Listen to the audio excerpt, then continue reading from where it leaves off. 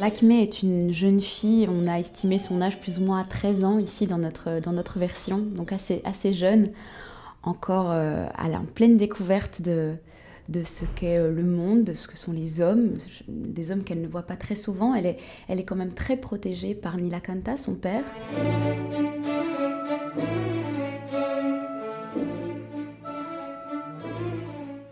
Sur le plan instrumental, c'est un bijou absolu d'orchestration, de justesse, d'équilibre des scènes, de construction. C'est pas du tout un ouvrage mineur. Alors on a tendance à dire ça parce qu'il y a des tubes. Et on aime beaucoup quand il y a des tubes dans un ouvrage dire oh, vous savez le reste n'est pas très intéressant. Et dans Lakmé c'est absolument faux puisque c'est un ouvrage très riche, une orchestration très soignée.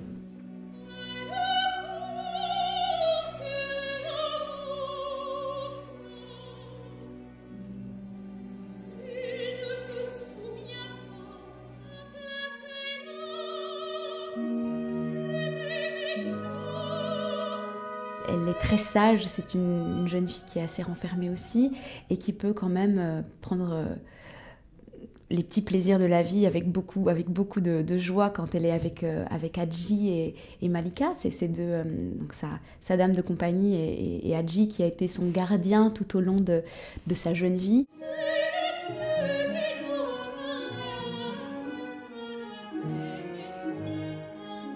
Elle est bouleversée par cette rencontre avec Gérald, un homme en plus qui ne ressemble à rien de ce qu'elle a déjà pu voir en réalité. Et elle va évoluer tout au long de cet opéra à une grande vitesse, je pense, parce que c'est encore une enfant au début de l'œuvre. Et elle finit avec cette sagesse incroyable de donner sa vie pour l'homme qu'elle aime.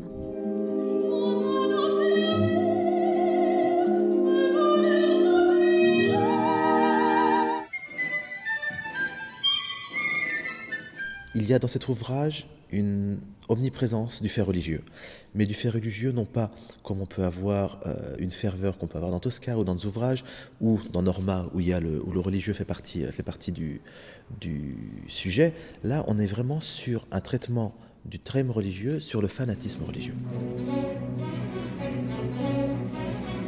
Autant de libres que le librettiste ont insisté sur avec leur vision du 19e. On n'est pas du tout sur une vision contemporaine, mais on a vraiment une description du fanatisme religieux, de l'endoctrinement, de cette conscience absolue que la religion va être au-dessus et peut imposer aux êtres un abandon de soi, une négation, un renoncement à des volontés. Donc on est vraiment sur des sujets qui parlent actuellement, qui peuvent parler aux jeunes. Jacques Vincey du Théâtre Olympia va explorer cette partie du monothéisme et du fanatisme dans la pièce de Stefano Massini, je crois, En un seul Dieu, qui va être jouée dans quelques jours. Donc quand on aura terminé de jouer Lakmé, lui va commencer avec les pièces de théâtre. Et on a vraiment ce qui est raconté aussi en musique. En musique, on a cette manière totalement inexorable que dès que la religion, dès que le brahman arrive, il y a une haine de l'autre, mais aussi une haine de ce que l'autre peut apporter comme évolution par rapport à la mise en danger de sa propre croyance. Et on est vraiment dans ce discours-là qui est intelligible dans le livret, mais qui est aussi intelligible dans la musique. Et on va essayer de sensibiliser les jeunes et les étudiants à ce regard qu'est le 19e siècle sur un fanatisme. Toute forme de fanatisme a été exploitée dans la littérature, dans les arts, on en parle, mais là vraiment on a un regard du 19e siècle sur un fanatisme religieux qui fait écho à des événements actuels. Nilakanta, c'est un grand prêtre hindou, un personnage très important, on le voit dès le début, dès la première scène de l'opéra, où il est célébré par tous ses fidèles.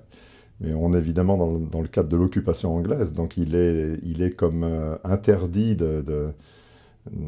le culte est finalement comme emprisonné dans cette occupation anglaise, on peut dire. C'est totalement le choc de deux mondes, et c'est vraiment ce qui musicalement est exprimé. Donc lui, il est à la fois un personnage religieux, mais aussi un personnage politique, on peut dire. Hein. Il personnifie la révolte du peuple indien vis-à-vis des Anglais envahisseurs, quoi, ou occupants.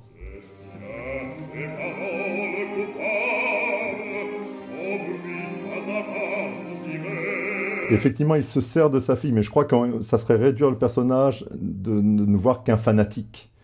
Je pense qu'il y a... Moi, ce qui m'intéresse beaucoup, c'est justement le côté politique dedans, c'est-à-dire de comment un peuple qui est envahi, enfin, sous le pouvoir d'un pays comme l'Angleterre, comment ce peuple s'organise pour lutter contre ce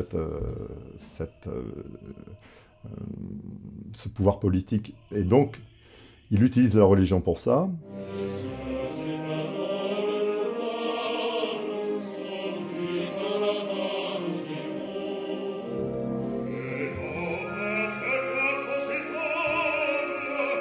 Les trois niveaux qui m'intéressent, c'est le niveau religieux, évidemment, le niveau politique et le niveau de Nilakanta comme père. Et justement, je pense qu'il y a certains moments, notamment dans l'air, évidemment, le fameux air de Nilakanta, où on voit vraiment là toute la tendresse et l'importance qu'a Lakmé pour Nilakanta.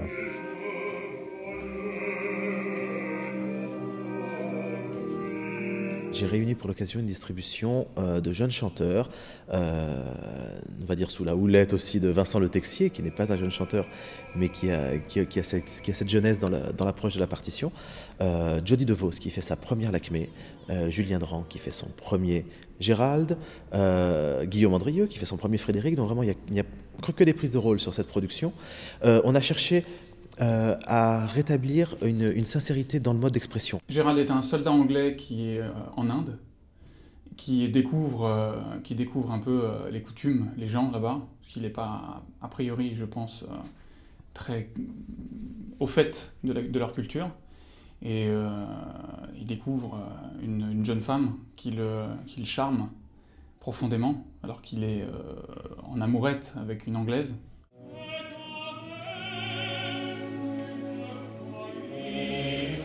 Il la voit changer, lui il réalise aussi le fait qu'il doit partir, mais quand il la regarde, il peut pas. Donc il reste avec elle. Et ce qu'il lui dit dans le dernier duo, c'est qu'il peut tout s'écrouler autour de lui et il restera avec elle en fait. Il lui fait cette promesse. La partition est très intelligible, il chante un français absolument admirable, qui fait qu'on comprend absolument tout ce qu'ils disent. Et l'intention musicale est juste et s'appuie sur ce livret, sur cette prosodie. La prosodie est très soignée. La prosodie, c'est la manière dont le texte va être mis en musique, avec le rythme des mots qui correspondent à une ligne musicale. Bizet est absolument un génie absolu de la prosodie. Carmen, Les Pêcheurs de Perles, ce sont deux modèles absolus d'utilisation du texte et de la rythmique de ce texte en musique et en mélodie. Delibes a ce même génie. Pour moi, c'est un des rôles les plus difficiles que j'ai eu à faire pour l'instant, parce que je me suis beaucoup posé de questions sur la technique, sur plein de choses que j'ai chantées.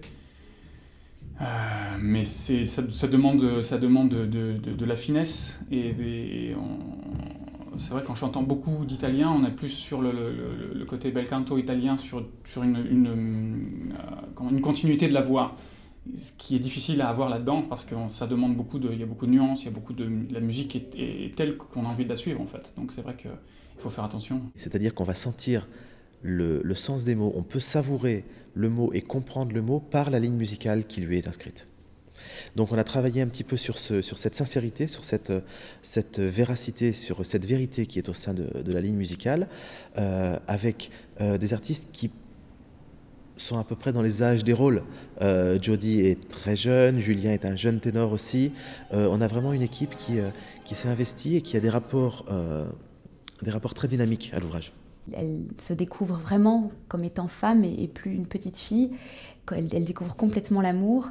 Et puis elle découvre aussi que l'amour n'est pas toujours ce qu'elle pouvait croire. Elle a conscience que Gérald la quittera un jour et pour le sauver, elle préfère donner sa vie plutôt que de le voir mourir des mains de Nilakanta.